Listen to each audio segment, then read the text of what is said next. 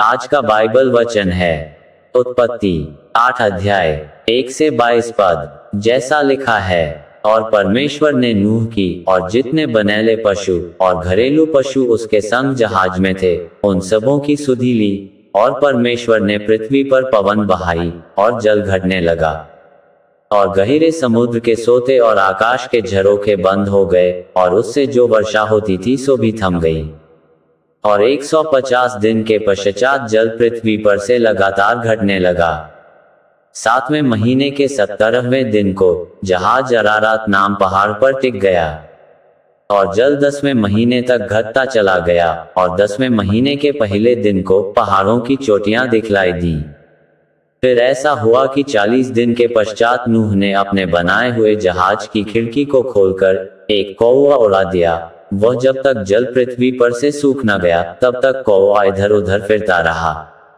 फिर उसने अपने पास से एक कबूतरी को उड़ा दिया कि देखें कि जल भूमि से घट गया कि नहीं। उस कबूतरी को अपने पैर के तले टेकने के लिए कोई आधार नहीं मिला, सो वह उसके पास जहाज में लौट आई।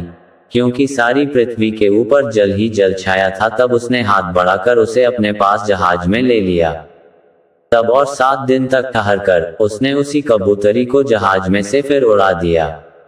और कबूतरी सांझ के समय उसके पास आ गई, तो क्या देखा कि उसकी चोंच में जलपाई का एक नया पत्ता है। इससे नूह ने जान लिया कि जल पृथ्वी पर घट गया है। फिर उसने 7 दिन और ठहरकर उसी कबूतरी को उड़ा दिया, और वह उसके पास फिर कभी लौट कर न आई। फिर ऐसा हुआ कि 601 वर्ष के पहले महीने के पहले दिन जल पृथ्वी पर से सूख गया। तब नूह ने जहाज की छत खोलकर क्या देखा कि धरती सूख गई है। और दूसरे महीने के 27वें दिन को पृथ्वी पूरी रीति से सूख गई। तब परमेश्वर ने नूह से कहा, तू अपने पुत्रों, पत्नी और बहुओं समेत जहाज में से निकल आ।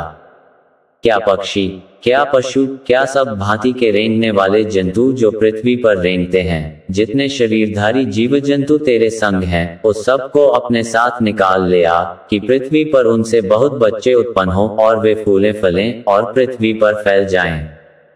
तब नूह और उसके पुत्र और पत्नी और बहुएं निकल आई, और सब चौपाए, रेंगने वाले जंतु और पक्षी और जितने जीव जंतु पृथ्वी पर चलते फिरते हैं, सो सब जाति जाति करके जहाज में से निकल आए। तब नूह ने यहोवा के लिए एक वेदी बनाई, और सब शुद्ध पशुओं और सब शुद्ध पक्षियों में से कुछ कुछ लेकर वेदी पर होमबलि चढ़ाया। इस पर यहोवा ने सुखदायक सुगंध पाकर सोचा कि मनुष्य के कारण मैं फिर कभी भूमि को शाप न दूंगा। यद्यपि मनुष्य के मन में बचपन से जो कुछ उत्पन्न होता है सो बुरा ही होता है, तो भी जैसा मैंने सब जीवों को अब मारा है, वैसा उनको फिर कभी न मारूंगा। अब से जब तक पृथ्वी बनी रहेगी तब तक बोने और काटने के समय, ठंड और तपन, धूप काल और शीतकाल, दिन और रात निरंतर होते चले जाएंगे, यहाँ तक इस वचन के द्वारा आपको आशीष मिले। आमीन।